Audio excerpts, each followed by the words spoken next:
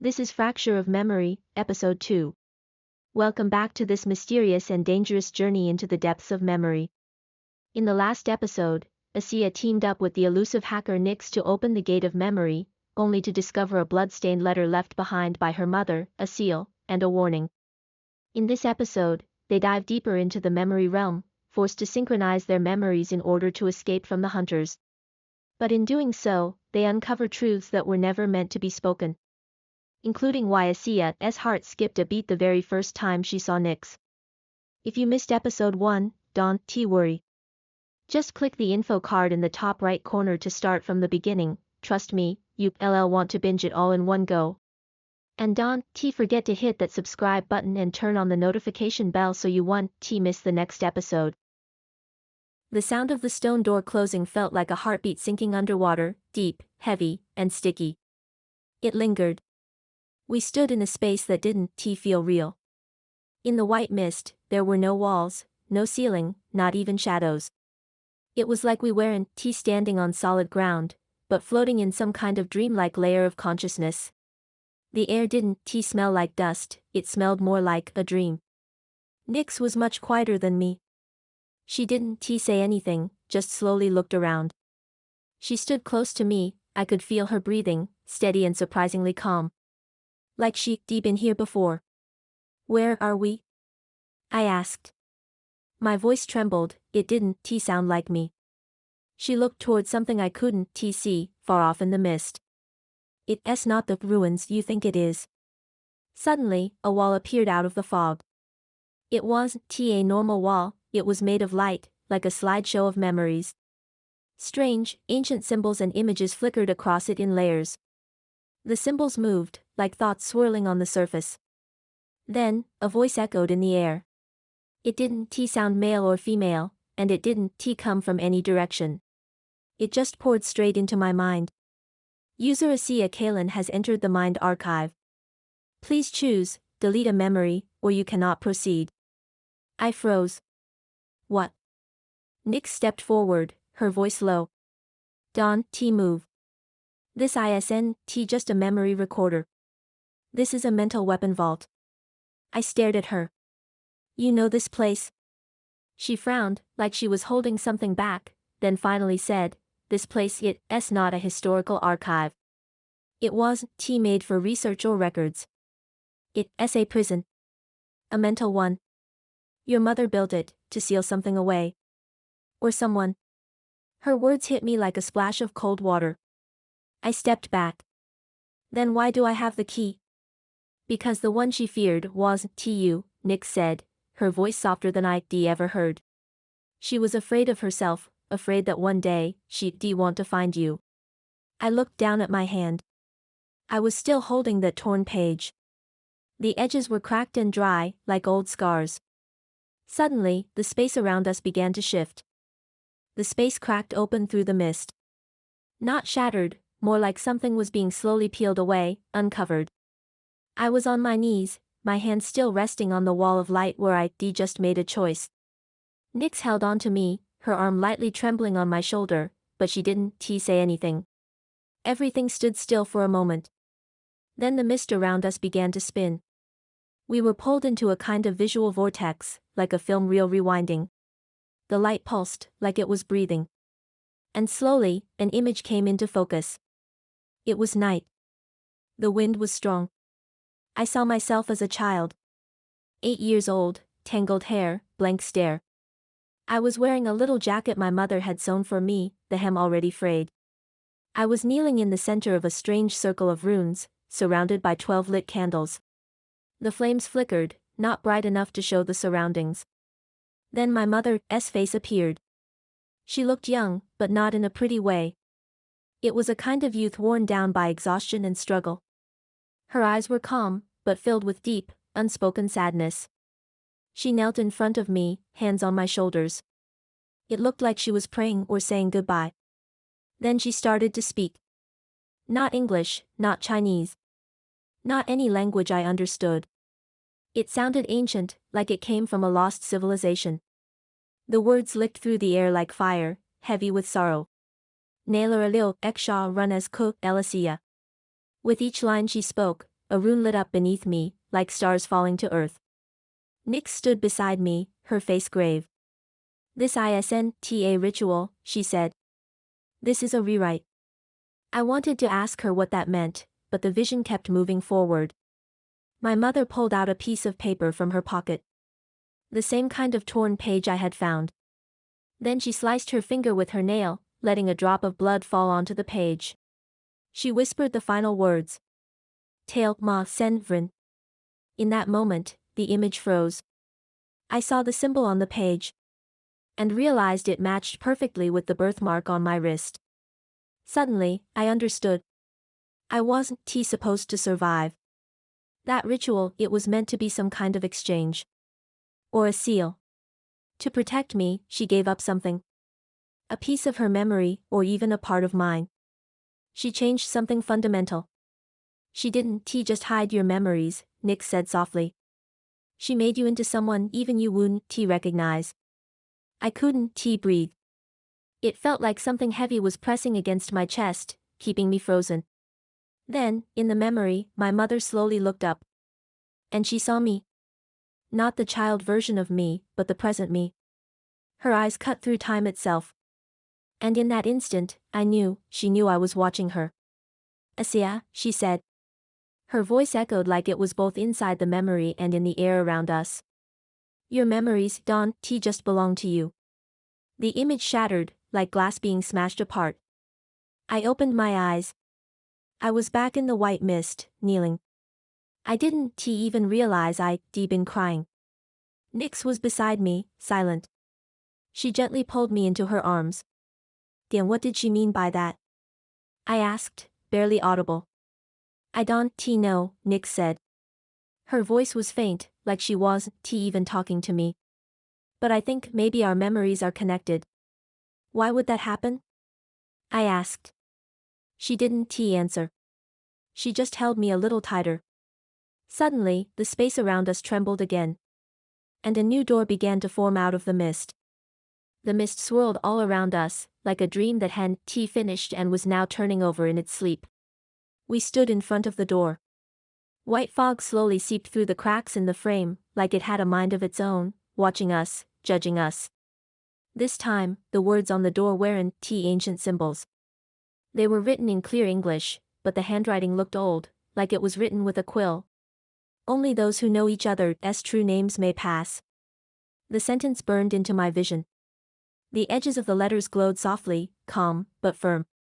I immediately turned to her. "What's your real name?" Nyx didn't answer. She just stared at the words, like they were dragging her back to something she didn't want to face. "You said your name is Nyx, but you never told me your last name," I pressed. "The system listed it as Nyx y Kassar." That was the first time I heard that name, but somehow it's in my memory. "I don't know why your memory has me in it," she said quietly. Her voice was like a glass falling onto a carpet. No sound, but something definitely broke. "Do you really not know?" I asked, stepping closer, locking eyes with her, "or are you just afraid to say it? What exactly was the connection between you and my mother?" Her eyes flicked away.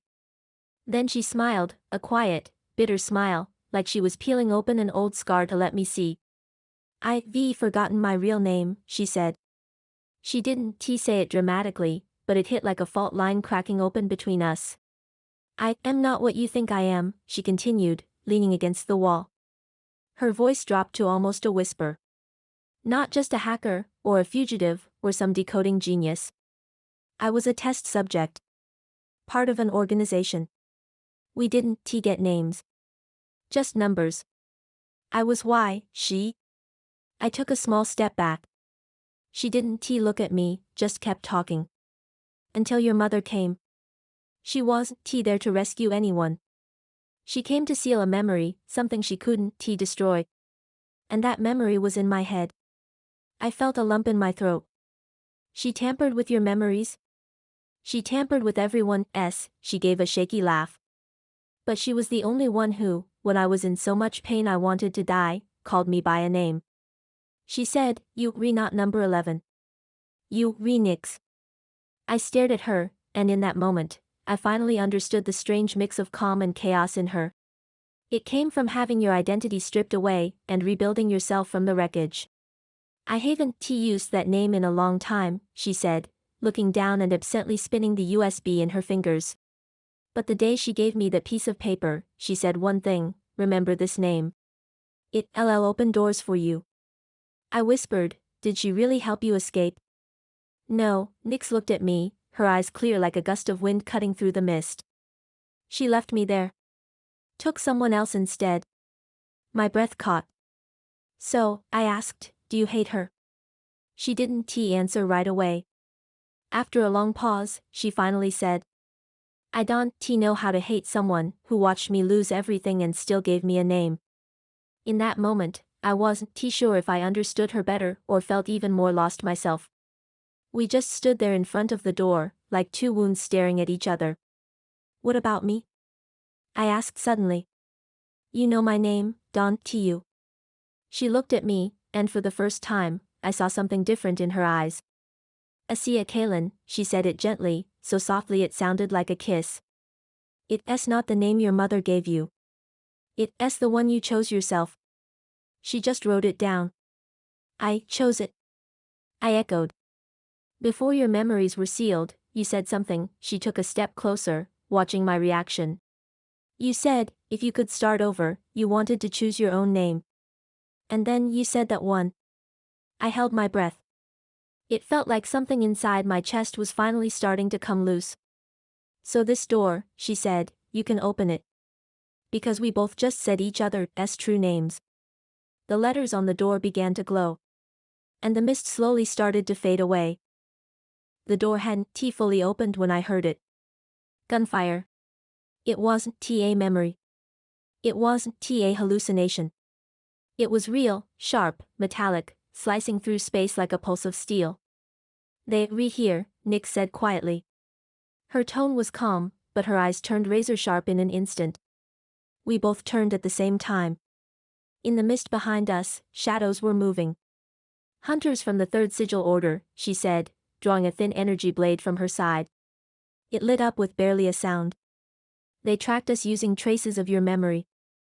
I thought the memory gate was sealed, I said, gripping the torn page in my hand. My palm was slick with sweat. It is, if you just a regular person. But they rewriters from the Order. They can reverse engineer memory fields using rune structures. I had no idea what any of that meant. I just knew we were in danger. Nyx grabbed my hand and pulled me with her. We ran through the door that had just opened, stepping into the second layer of the memory gate. This place was completely different from the first. It wasn't empty. It looked like a chaotic data realm, floating fragments of text, images, bits of sound. A galaxy made of shattered memories. She rushed toward a central control platform, her fingers flying across a transparent interface. I am going to build an exit pathway, she said. But I need a dual sync protocol. What does that mean? My heart was still racing. It means we have to sync our memories. The system has to recognize us as co-stored memory units to let us out. If not, this space will treat us like intruders. Even I'll be wiped out. I gasped. Syncing memories. I whispered. That means we'll see everything. She stopped typing and looked at me. For the first time, her voice softened. I won't peek at anything you don't want me to see. But the system won't filter.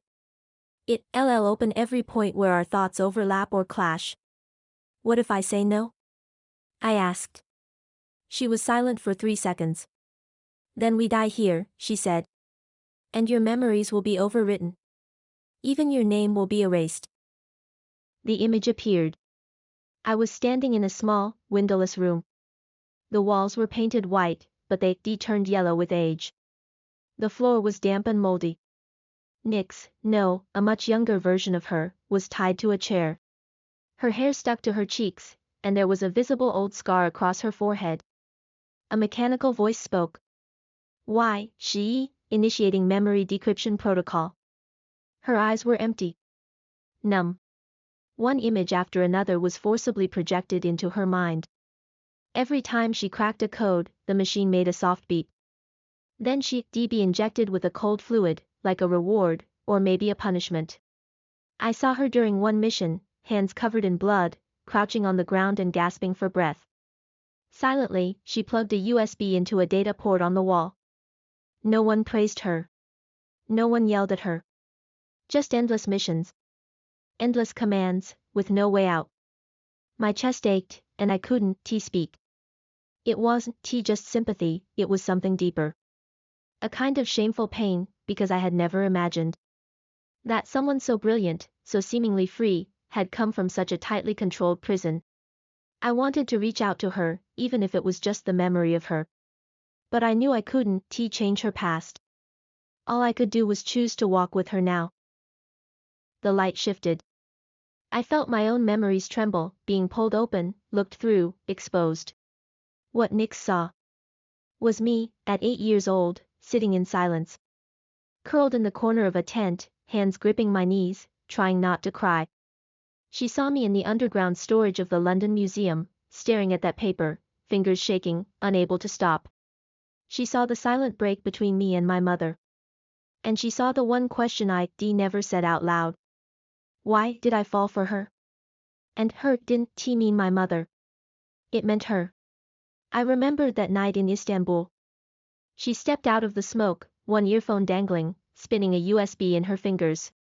Her leather jacket shimmered coldly in the light. My first reaction was suspicion. The second was a racing heartbeat. I couldn't define that feeling. It wasn't just admiration. It wasn't just awe.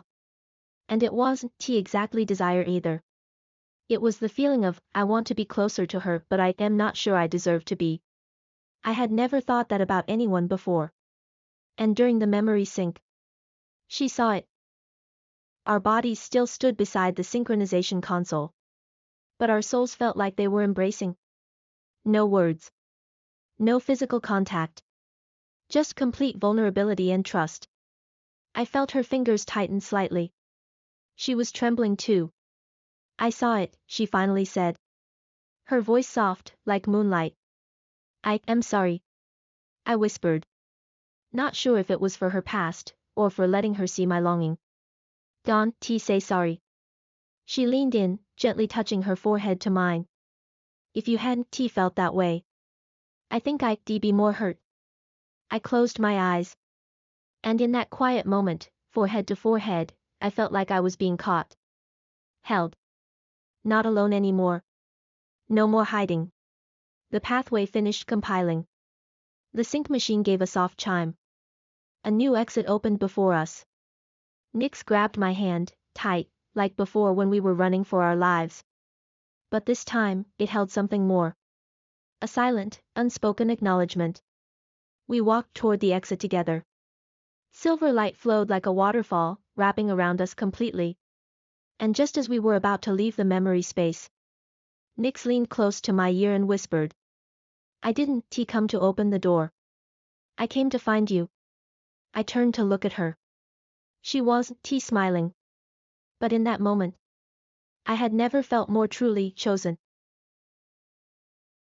Just as they finished syncing their memories and were about to escape, Nyx leaned in and whispered in Asea's ear. I didn't come here to open the door. I came to find you. This isn't just a chase. It's a choice, a twist of fate. And for the first time, Aseya truly felt what it meant to be chosen by someone. Stay tuned for Fracture of Memory, Episode 3. The name sealed in silence will be revealed, and the line between memory and reality will begin to crumble. If you're enjoying this story, don't forget to like, subscribe, and share it with your friends. See you in the next episode.